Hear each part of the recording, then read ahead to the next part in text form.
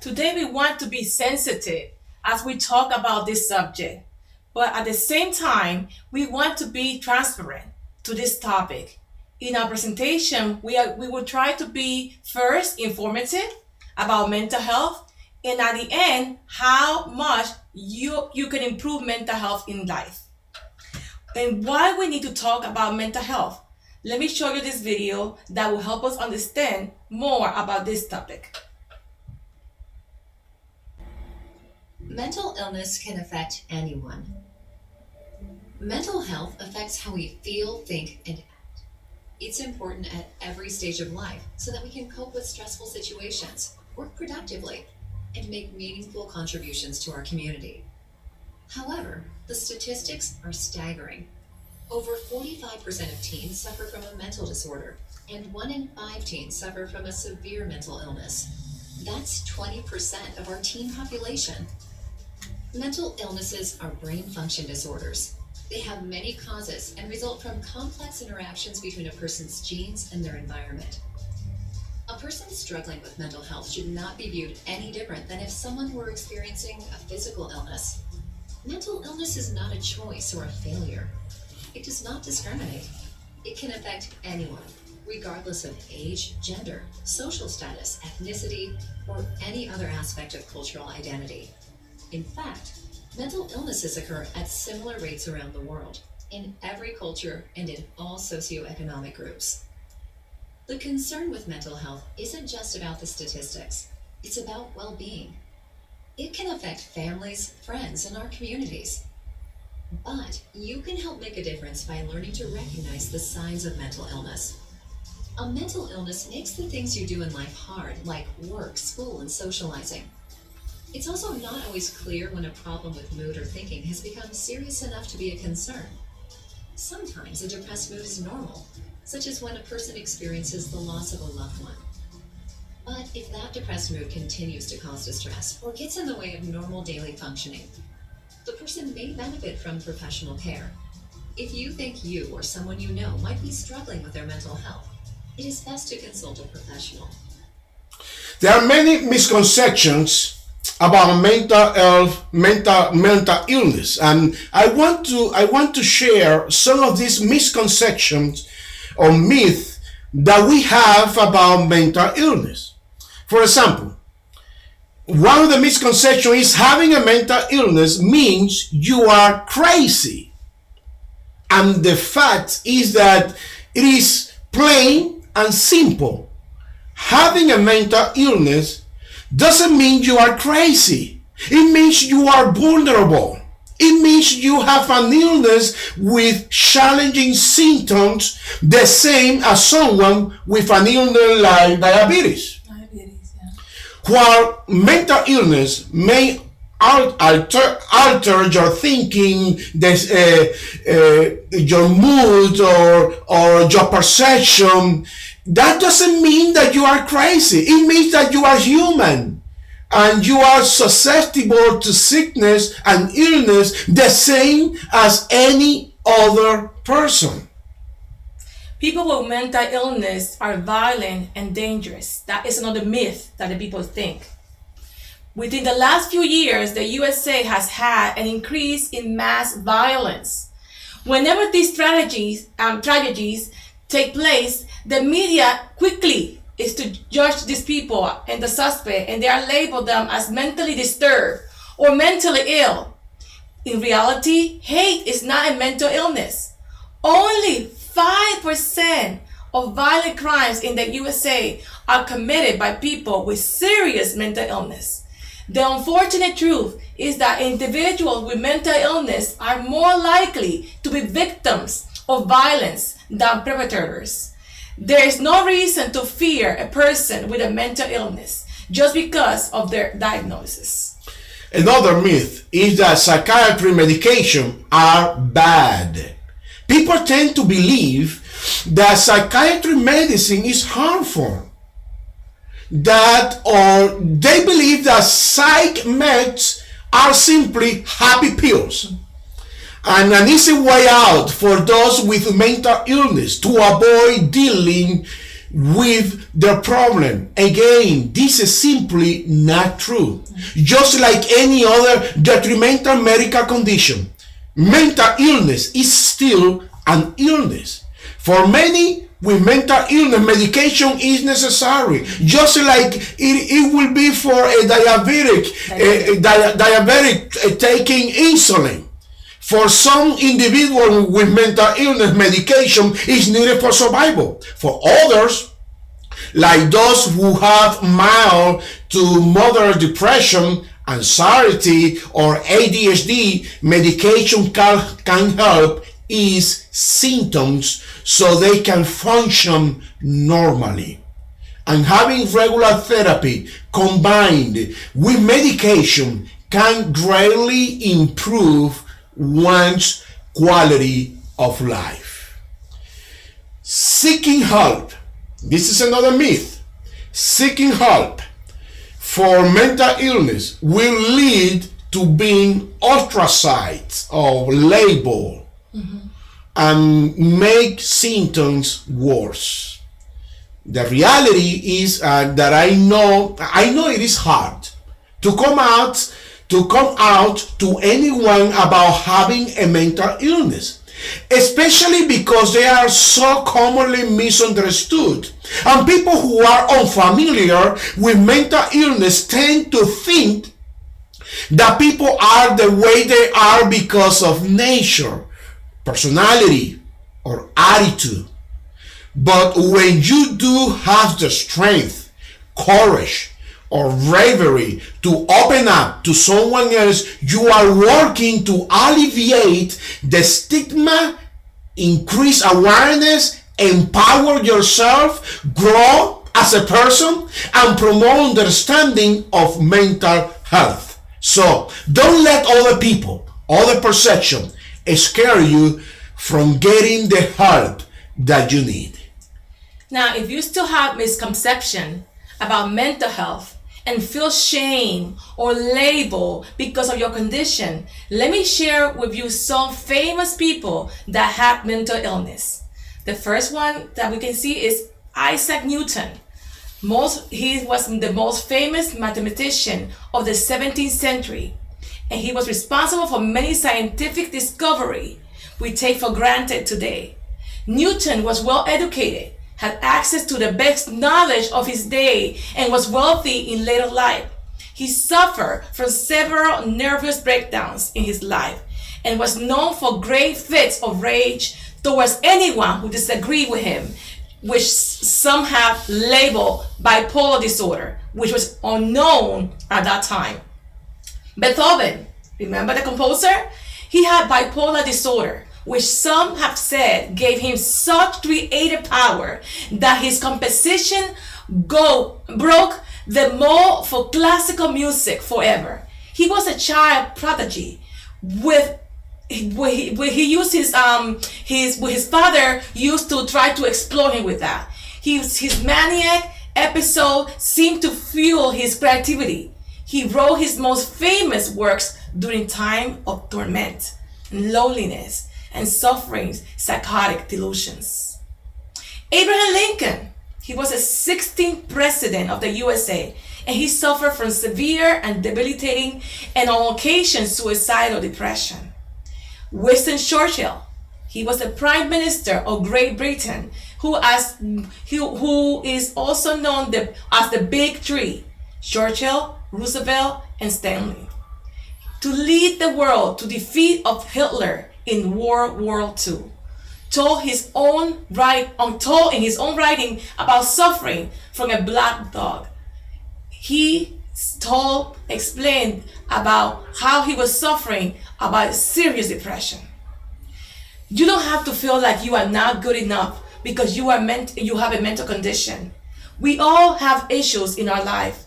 We are humans. Some have problems with diabetics, others have hypertension, and others with mental disorder. There are no difference between those illnesses. One morning, Death was walking toward a city, and a man asked, "What are you going to do?" "I'm going to kill 100 people. Death replied. That is horrible, the man said. That's the way it is, said Death. That is what I do. I kill people. Then the man hurried to warn everyone he could about the death plan. As evening fell, he met Death again. And he said, you told me that you were going to kill 100 people with you.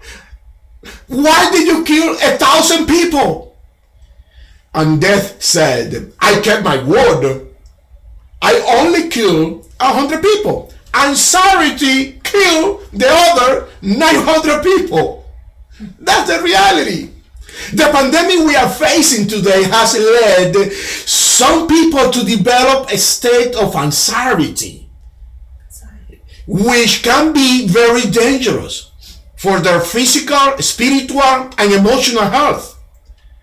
Let me show you this video about the 10 most common warning signs of mental health condition.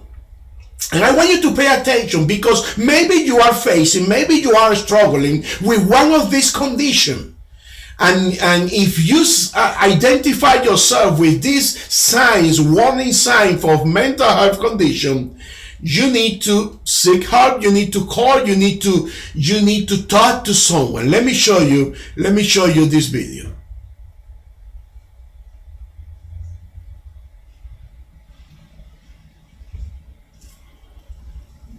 Mental health conditions are more common than you may think. 1 in 5 youth or young adults lives with a mental health condition. Do you know the warning signs? Like feeling sad or withdrawn for more than 2 weeks. Severe mood swings that cause problems in relationships. Intense worries or fears that get in the way of daily activities. Sudden overwhelming fear for no reason. Or seriously trying to harm or kill oneself, or making plans to do so. Not eating, throwing up, or using laxatives to lose weight. Significant weight loss or weight gain. Severe, out-of-control risk-taking behavior that can cause harm to self or others. Repeated use of drugs or alcohol. Drastic changes in behavior, personality, or sleeping habits. Or extreme difficulty concentrating or staying still. If you see these signs in yourself or a friend, tell a trusted adult. The first step to getting help is to say it out loud. Beautiful.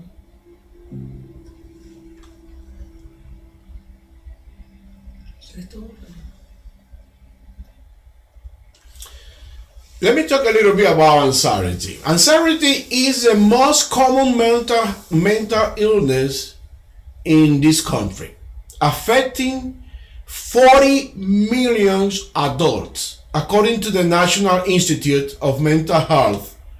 This is equivalent to 18% of the population of this country. But the saddest part of this matter is that only a third of those who struggle with anxiety receive treatment.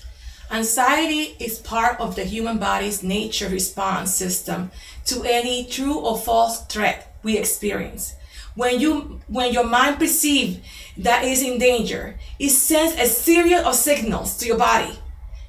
And as a result, there is a response to that stress.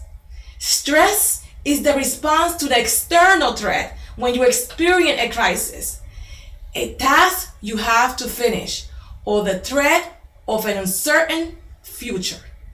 On the other hand, anxiety is the reaction to that stress you are experiencing. It has an internal origin. Low levels of anxiety manifested by the body are normally found at one end of the spectrum and can present itself as low level of fear, apprehension, mild sensation of muscle pressure, sweating, shortness of breath, or even doubt about your ability to complete a task. These symptoms are normal anxiety levels and do not interfere with your daily functioning.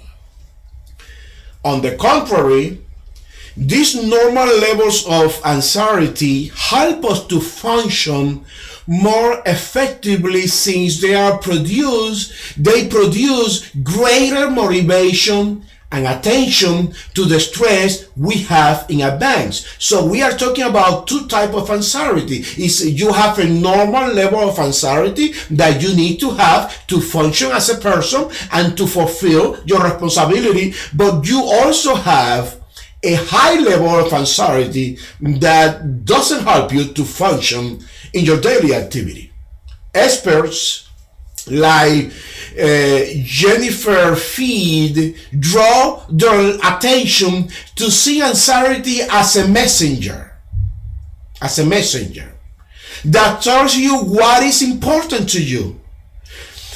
She says that anxiety tries to communicate with your needs so that you can meet those needs correctly.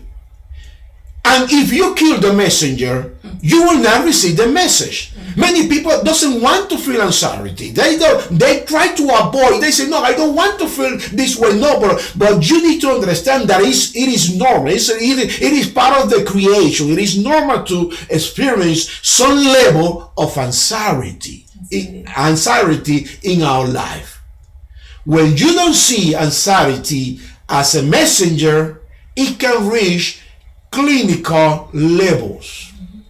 Clinical or destructive levels of anxiety are at the other end of the spectrum, and they increase high enough to rapidly decrease your performance and to cause a physical and an emotional decline in your life.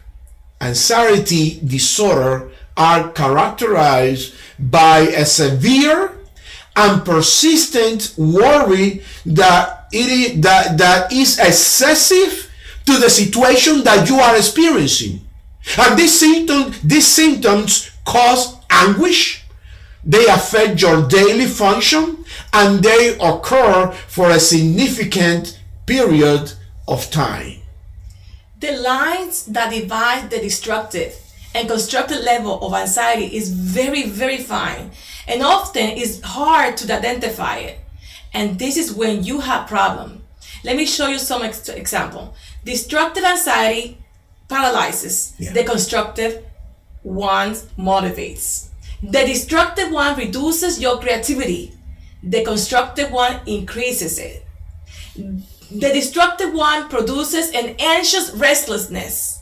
The constructive one produces a calm approach.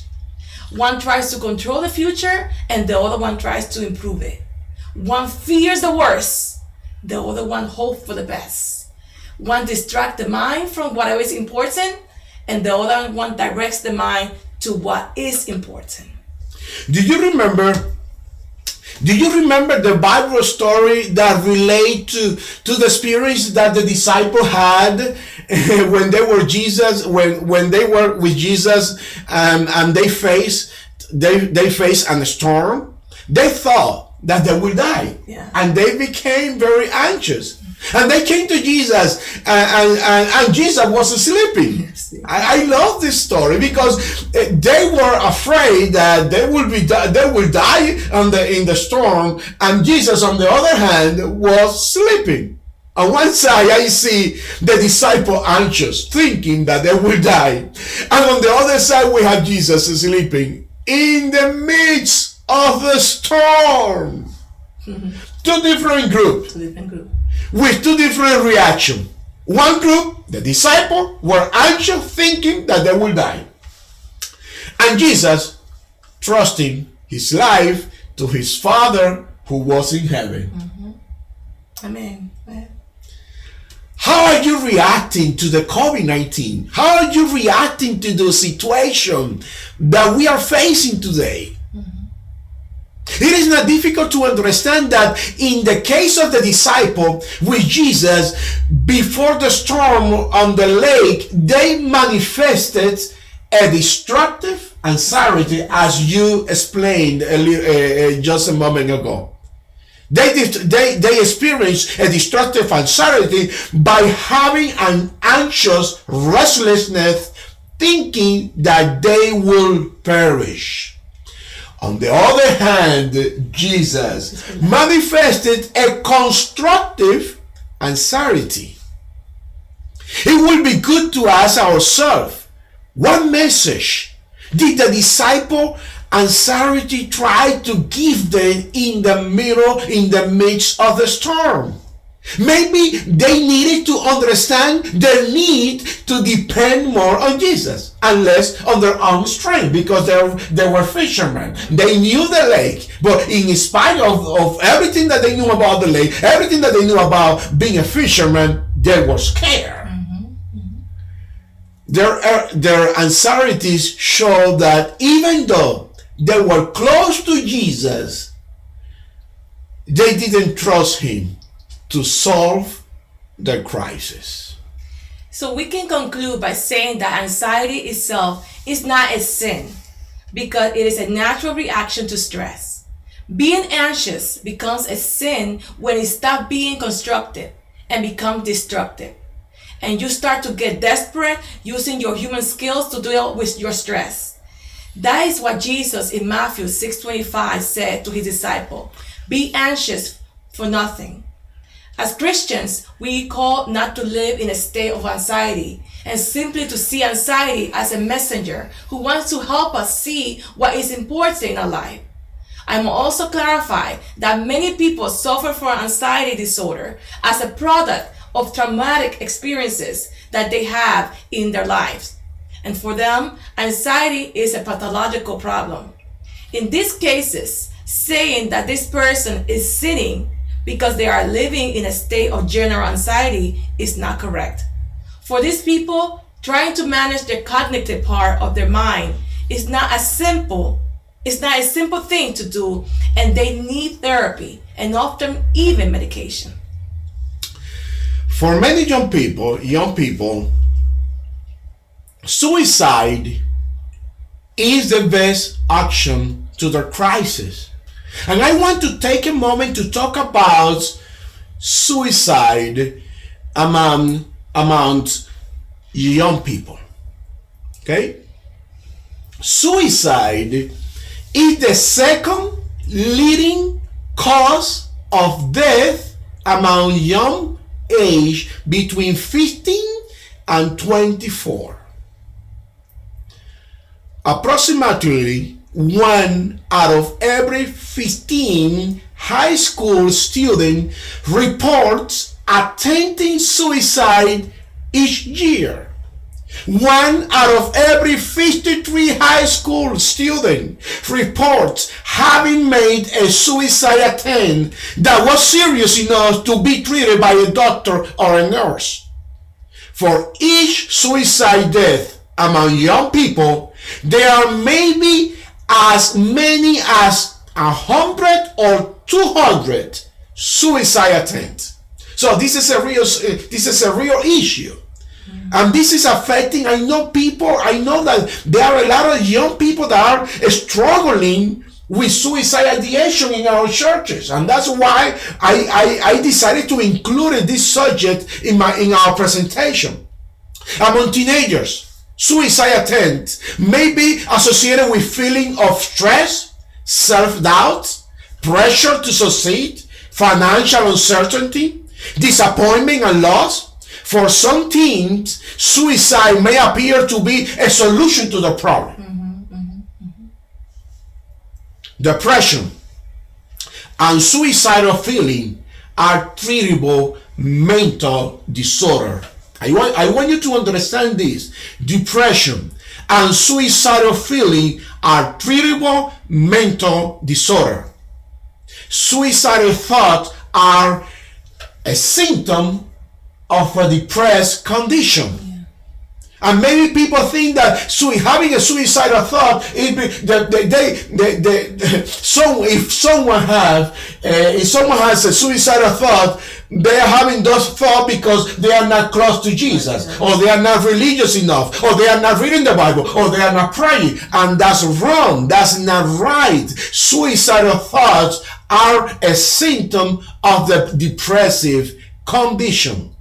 The child or adolescent needs to have his illness recognized and diagnosed and appropriately treated with a comprehensive treatment plan.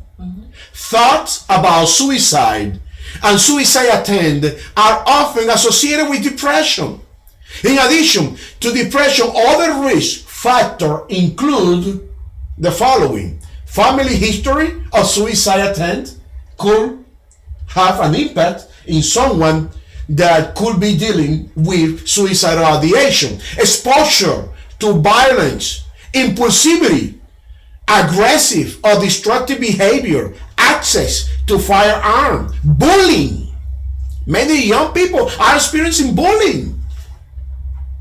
And this could cause suicidal ideation. This could take the person to experience sadness and depression at the end. Yeah, children and adolescents thinking about suicide make opening suicidal statements or comments. So we have to pay attention. Maybe they can say, I wish I was dead, or I would not be a problem for you no longer. Other warnings that you should be aware is that it includes changes in sleeping habits or eating. They are very constantly more sad, withdrawn from the friends, families, or regular activities. They don't want to go out to their mom and grandma or their aunts or any family events. They frequently complain about physical symptoms or any related emotions such as headache, stomachache. They are fatigued, and the schoolwork changes dramatically. That's all symptoms that they can be. Those are the signs. And they also worry about that they're gonna die. Yes. Worrying about being dying. So young people who are thinking about suicide may also start planning for or talking about the future, and then maybe begin to give the personal belongings away. So keep in mind all those things when you see signs from your adolescents or your children. Now, how could we talk with someone about suicide? People often feel uncomfortable talking about suicide. And I know a lot of parents that doesn't want to talk with their children about suicide. And usually because they don't know themselves how to deal with that. Yes. However, asking your child or adolescent or young people whether he or she is depressed or thinking about suicide can be helpful. Can help. A specific example of such question that you could ask your child, someone, or a friend is this one. Are you feeling sad or depressed? Are you thinking about hurting or killing yourself? Have you ever thought about hurting or killing yourself? If the person answers yes to any of these questions, that's a red flag. If the person has a plan already to commit suicide, because this is another important question. If the person has a plan already to commit suicide, you could ask, do you have a plan to do it? And that's a very important question, because if the person has a plan, that person is experiencing a severe depression, and you need to call 911. And that person, if that person doesn't want to go to the hospital voluntarily, we could baker at that person, because that you will be saving the life of that teenager, of that young people, or your friend. This is a real issue. This is a real problem that we are facing in our society, in our community today. In our church. In our churches. Rather than putting thought in your child's head, this question, can provide assurance that somebody cares and will give your child the chance to talk about problems. So, what makes a person stand and face suffering and adversity and others remain just stuck? Have you thought about that? Have anyone thought? The same thing without, the answer is the concept of being positive, resilience. The definition of the word resilience could not be easier, said by Surulink. Yeah. Yes, that was confusing. That's Surulink. Who he said that resilience was the start of a new development after trauma. Resilience is the process of adapting well in the face of trauma or tragedy, threats, or other significant sources of stress. The resilience of the human beings is marked by what happened not simply after the traumatic event, but before the event. So the resilience that you could enforce or that you could have in the mix of the COVID or the pandemic that we are experiencing is not just how you will react in this situation, but the resilience will be connected with your past, with the traumatic event that you had experienced in your past.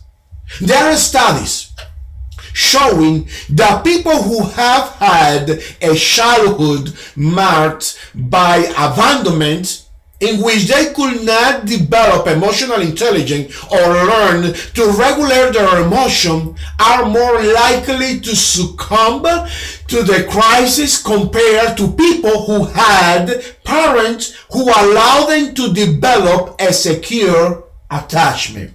This is powerful. Yeah. These people usually deal with a small neurological malformation that prevents them from controlling emotion, and they collapse when facing a serious life event, as we are facing right now with the pandemic, such as or something else, losing their job or any marital problem or any similar condition. What do I mean by this? Listen to this. Resilience is not something innate. It's not something that you have natural in your body, in your life. It is not learned when the crisis arrive. Resilience is not learned when the crisis arrive. Resilience is a character trait and a strength that can be learned at home. Resilience has even been compared to learning how to play the guitar. You love the guitar. When you first try to play, your fingers get sore and you get frustrated because your fingers is getting sore. Some may even quit after the second or third lesson. I am a musician, and I know a lot of people that began to learn how to play the guitar, and they quit because of this issue of getting sore, of getting his fingers sore. A resilient person pushes past that initial discomfort and soon begins to realize that there are greater joy and satisfaction ahead. Resilience is an attitude that must be learned from childhood as you grow in a loving support system. In fact, the first month of the human life are crucial to the control of your emotions into adult age stage. But there are other factors that determine resilience. Some of these factors are the following: people's religious belief, the level of your emotional intelligence, and the access of support that you receive from group. And I need to make sure that you understand that there is no magic bullet concerning the development of resilience. Research has shown that no single factor determines resilience from a population. It is up to the commitment of each person to strive in the midst of adversity. Wow, that's deep. So resilience doesn't have a magic bullet. It's the commitment. It's the attitude that the person takes. And if we allow the Bible to speak to us about this matter, we will find who? Job, who showed a high level of resilience when he lost everything and decided to trust God, saying, "For I know that my Redeemer live." Joseph, you remember the story of Joseph? Yes. Joseph showed resilience when he was sold by his brother and slandered by Potiphar's wife. But he did not let any of this ruin his dream. Amen. The Apostle Paul suffered like no other disciple in life. And at the end of his career, he said, "I have fought a good fight." Amen. So, what are the habits of resilient people? How do you improve your mental health? I can give you some suggestions. Practice self-awareness. This practice is a powerful tool. Self-awareness will allow you to know what is your weakness and what is your strength. When you look at yourself and discover your limits, you can set goals in the midst of adversity. Self-awareness is an area that many of us typically least enjoy or spend time on. Many see it as a self-focus or waste of time. But we can effectively cope with crisis only if we get really good at knowing ourselves, our thoughts, our emotions, reactions, our tendency. As a small step, by spending 60 seconds writing down what you think and feel about yourself at the start of the day or at the end of the day. Are you fearful, worried, angry? Write it down. At least 2 prevailing thoughts running to your thought of mind. You don't have to solve this or work on them now. Just know where you are. Number 2, develop. How do you cope? How do you improve in your mental health? Develop a positive self-esteem. Your adverse circumstances don't define your destiny or who you are as a person. I want you to remember that. Whatever happened in your past, that doesn't have to define who you are. Your identity is given to you by your Creator. Amen. And when you trust the one who directs your life, you discover that your value as a person is not determined by the events or things you have achieved, but by who you are when you are connected to Jesus. See your crisis as opportunities. Nothing happens in life without God allowing it to happen. The way in which you interpret your adversities will determine the emotions you will experience. Your adversity can be seen as a calamity or as an opportunity to grow in your life. Another one, practice mindfulness. Practice mindfulness in the here and now. The Bible says in Matthew 6:25-34, do not worry about tomorrow. Tomorrow will worry about its own things. Aim to live in the here and now. Accept what God has given you today and live tomorrow and its concern in God's hands. In short, mindfulness is the best way I know of to train and control your attention. And the ability to regulate and control our attention, what we choose to focus on is very important. Especially when we are dealing with depression, especially when we are dealing with anxiety and many other mental health issues. You want to stop worrying? I challenge you. Practice mental health. Practice mindfulness. Pray. Concentrate. Stop procrastinating and start getting real work done. Concentrating, focusing in what you need to do, trusting that God will do the rest. Want to start ruminating on all the injustices, everyone in your, on all the injustices that you are receiving in your life? Practice mindfulness. You need to be able to control your attention. That's what I'm trying to say. Do you get the idea? Taking responsibility for our own minds and how we think is essential to our happiness and success in just about any endeavor or aspect of our life. Mindfulness is the most efficient and effective way I know of doing just that. Another thing that you should do, be optimistic. God is optimistic because he believes in the power. No matter what crisis may come into your life, there will always be a glorious morning to come. Another one is surround yourself with positive people. Oh, that's so important. Surround yourself with positive people.